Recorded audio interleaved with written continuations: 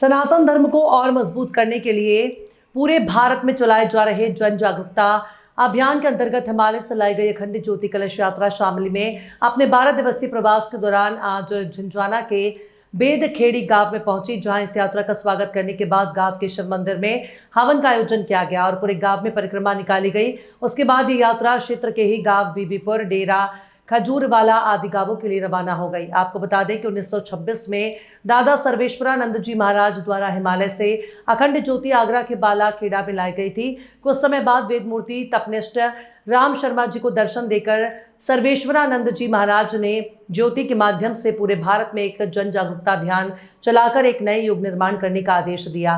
तभी से श्री राम शर्मा जी ने पहले मथुरा और फिर हरिद्वार के शांति कुंज में इस ज्योति को स्थापित किया।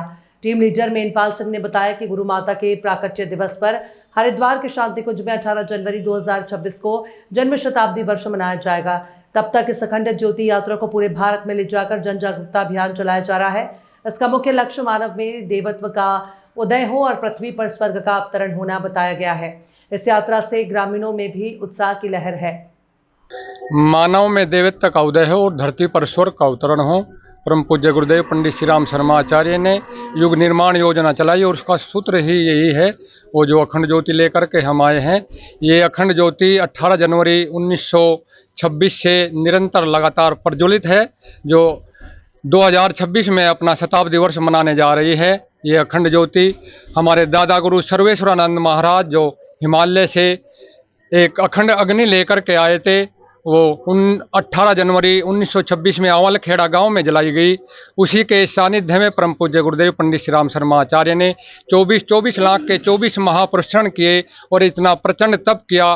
गाय को उन्होंने जौ खिला करके, जो गोबर में जौ निकलते थे उनको धो करके, मात्र 4 फुलके रोटी के और एक छाछ गिलास का, उसी गाय का सामा नाम की गाय थी, सामा काले वर्ण की, वो खा करते थे। उन्होंने 24 साल प्रचंड तप किया और फिर तब करने के बाद दादा गुरु ने कहा कि युग निर्माण योजना का संचालन आपने करना है।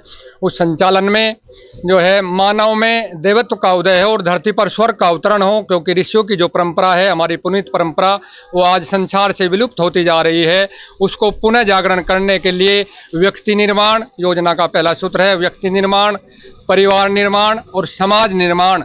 जब ये निर्माण हो जाएगा तो राष्ट्र स्वयं ही जागरण की ओर चल पड़ेगा। तो हम इस यात्रा का उद्देश्य है नगर नगर, शहर शहर, गांव गांव, गली गली, द्वार द्वार तक हर गांव में इसको प्रयास कर रहे हैं। हमारा जिला शामली में 12 दिन के लिए कलश यात्रा का आगमन हुआ है।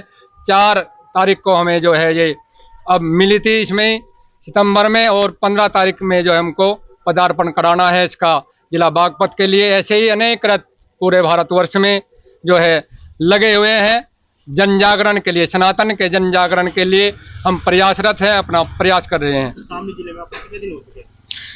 शामली जिले में 4 तारीख से 4 सितंबर से हम लगे हुए हैं निरंतर। सर्वप्रथम इसका आगमन जो है शामली जिला में हुआ, शहर में हुआ। 2 दिन शामली के लिए, 2 दिन फिर हमने थाना भवन, 2 दिन उनके लिए, ऐसे ही 12 दिन इसके जो है निरंतर हम डोर टू डोर चल रहे हैं। डोर शांति कुंज हरिद्वार से अखंड ज्योति लेकर के, जो अखंड ज्योति वहाँ निरंतर जल रही है, उसका ही एक अंश उसमें से जला करके जो है हरिद्वार से हम सभी पूरे देश में इसको जला गए। हमारे जोन बने हुए हैं। ये पश्चिम उत्तर जोन है, तो पश्चिम उत्तर जोन में सर्वप्रथम जो है बिजनौर आई, बिजनौर से जो है सहारनपुर, सहारनपुर से मुजफ्फरनगर और मुजफ्फरनगर से शामली, शामली से हम बागपत, मेरठ होते हुए आगे ऐसे पूरे जोन में 16 जिले हैं हमारे जोन में।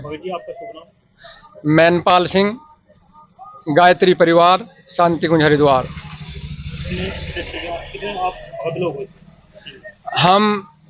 हमारी टीम पूरे जिले की टीम है। गांव दर गांव जो कार्यकर्ता हैं, वो जैसे हम यहाँ पर आए हैं तो हमारी एक टीम आगे लगी हुई है, किस किस गांव में क्या क्या कहाँ कहाँ हमारे आयोजन है, तो वहाँ जा करके बताते हैं। उस समय आएगी, वहाँ जागरण करते हैं, फिर यहाँ से जाते हैं और इस दिव्य ज्योति का दर्शन कराते हैं। इसके साथ में ही एक कलश है जिसमें 2400 तीर्थों का रज और जल है।